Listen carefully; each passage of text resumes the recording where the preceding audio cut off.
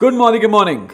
मौलिक यहाँ active max की प्रोडक्ट ट्रेनिंग में आप सबका स्वागत है। और इस ट्यूटोरियल में अब हम बात करेंगे इंडोलाइफ न्यूट्रिएंट एनेबलर टेक्नोलॉजी के बारे में, जिसे हम शॉर्ट में आईनेट भी कहते हैं। आईनेट में 4 मेन पॉइंट्स हैं। First point raw material, second point researched bacteria, third point microbial metabolic process and fourth point formulation expertise.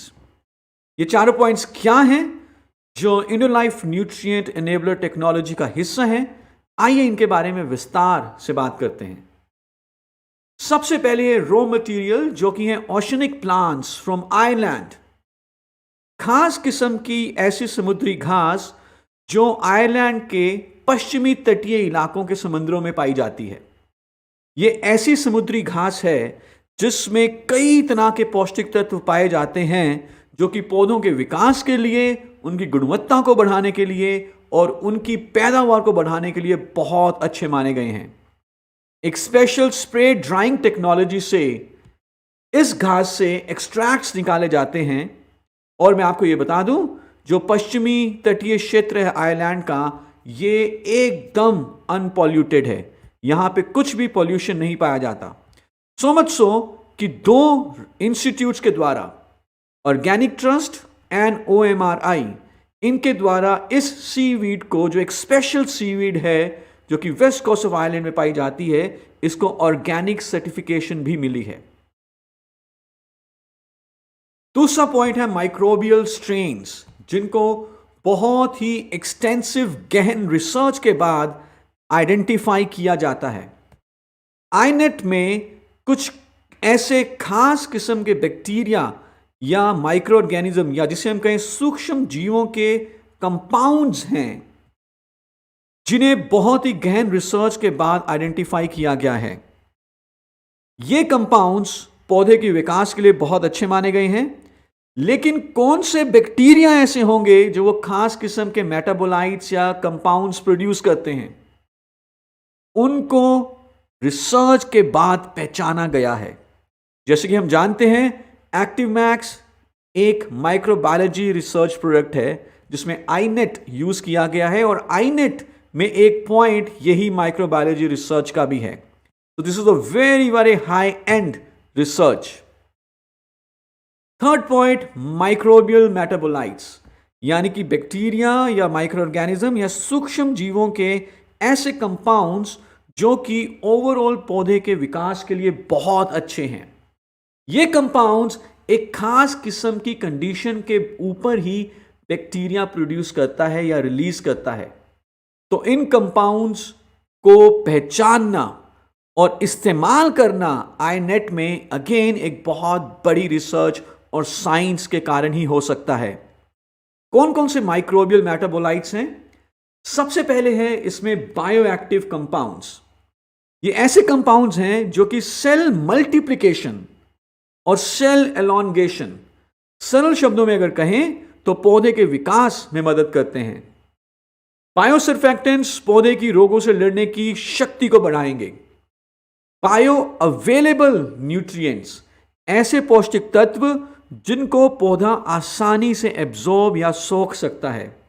और ऐसे एंजाइम्स जो पौधे में होने वाले हर क्रिया को सुचारू रूप से चलाने के लिए बहुत जरूरी हैं, ताकि पौधे का विकास बहुत बढ़िया तरीके से हो। ये माइक्रोबियल मेटाबोलाइट्स भी आईनेट यानी कि इंडोलाइफ न्यूट्रिएंट एनेबलर टेक्नोलॉजी का एक बहुत बड़ा हिस्सा बनते हैं।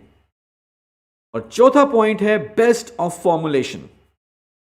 जो आईनेट में फॉर्मुलेशन है, यानी कि कई तरह के इंग्रेडिएंट्स हैं, वो best of the best formulation है।